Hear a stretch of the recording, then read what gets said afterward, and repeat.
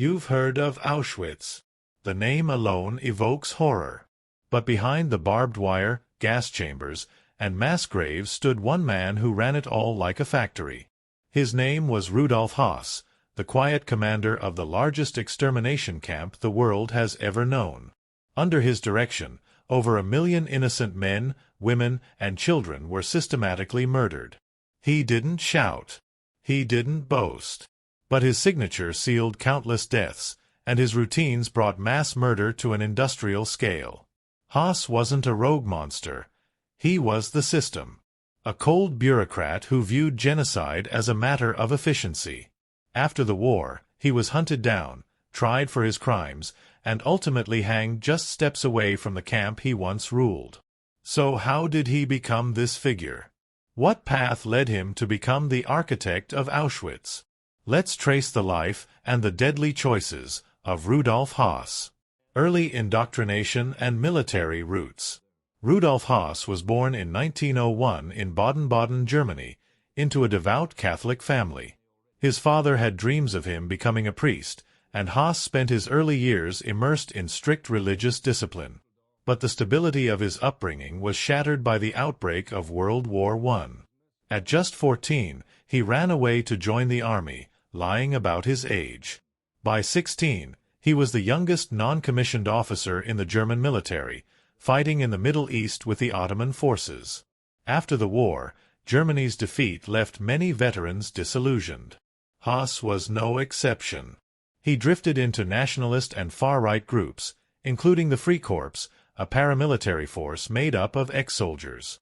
These groups violently opposed communists, Jews, and those blamed for Germany's humiliation under the Treaty of Versailles. In 1923, Höss took part in the politically motivated murder of Walter Caddo, a schoolteacher accused of betraying a Nazi sympathizer to the French. Höss was convicted and sentenced to 10 years in prison, serving only 4 before being released. It was during this time that his belief in authoritarian structures and racial purity solidified. When he emerged from prison, Germany was changing.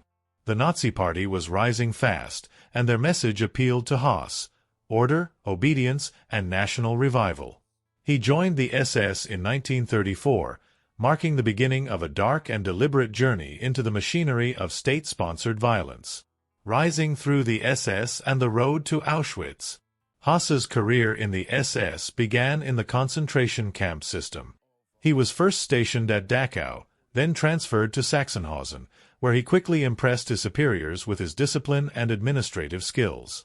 He wasn't charismatic or politically outspoken, but his superiors noted something more valuable: unwavering obedience and quiet efficiency. In 1940, Heinrich Himmler appointed Höss as the first commandant of a new camp in occupied Poland, Auschwitz. The location was strategic, remote yet connected by rail, perfect for secrecy and mass transport. Höss accepted the role without hesitation, seeing it as a duty to the Reich. Under his leadership, Auschwitz grew from a detention center into a death complex.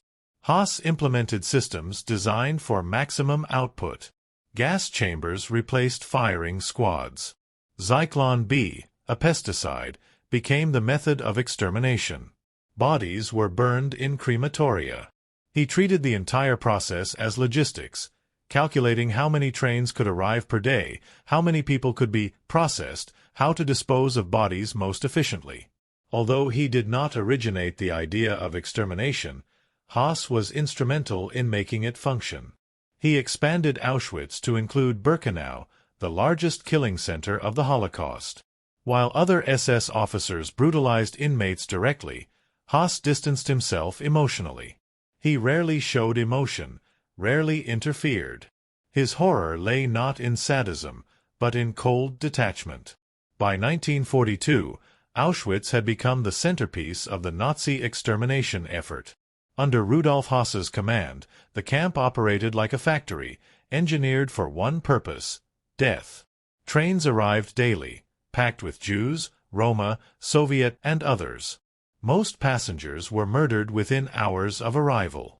There were no trials, no appeals, just a line dividing life and death. Höss did not invent genocide, but he streamlined it. He oversaw the construction of 4 gas chambers in Birkenau, each capable of killing thousands per day. Zyklon B was selected for its speed and efficiency, and Höss ensured a steady supply. Victims were told they were entering showers. Once the doors were sealed, it took only 15 minutes to suffocate everyone inside. The remains were burned in crematoria or open-air pits. Höss introduced systems for disposing of thousands of corpses per day, even modifying camp architecture to support the flow of victims. His leadership was not marked by chaos or emotion, but by quiet, horrifying efficiency. Guards and doctors followed his orders. No disruption was tolerated. Despite his detached demeanor, Höss was fully aware of what he was doing. He later admitted to watching gassings and overseeing the process personally. In his memoirs, he described the smell of burning flesh, the screaming of children, and the psychological toll on the SS men, yet he showed no regret, only a cold recounting of facts. What set Höss apart was not passion but precision. He had turned Auschwitz into a death machine that required no rage to function, only routine. His bureaucratic mind reduced mass murder into a technical challenge. For the Nazis, he was invaluable. For history, he remains a symbol of the banality of evil. As the Third Reich crumbled in 1945, Rudolf Höss vanished. Using false papers and a new identity, he fled to northern Germany and worked as a farm laborer. For nearly a year, he lived in hiding, convinced he could disappear into post-war chaos. But the memories of Auschwitz could not be buried so easily. British forces, aided by intelligence from former SS members and survivors, eventually tracked him down in March 1946. When they arrived at the farm, Höss initially denied everything, but after interrogation and the threat of exposure to Holocaust survivors, he broke. He confessed his identity and was arrested. His capture was kept quiet to prevent retaliation before a proper trial. Höss was sent to Nuremberg, where he testified in chilling detail about the inner workings of Auschwitz. Unlike some other Nazis, he did not deny the crimes. He listed them precisely. He spoke of numbers, techniques, and routines. To many, it was the most terrifying testimony of all, not rage or denial, but matter-of-fact horror. "I had to carry out orders," he said, "because if I hadn't, someone else would have." In 1947, Höss was extradited to Poland to face trial in Warsaw. He was found guilty of crimes against humanity and sentenced to death. His execution was carried out on April 16, 1947, just outside the gates of Auschwitz, on a specially built gallows. It was a symbolic act, forcing him to face the place he had turned into a machine of death.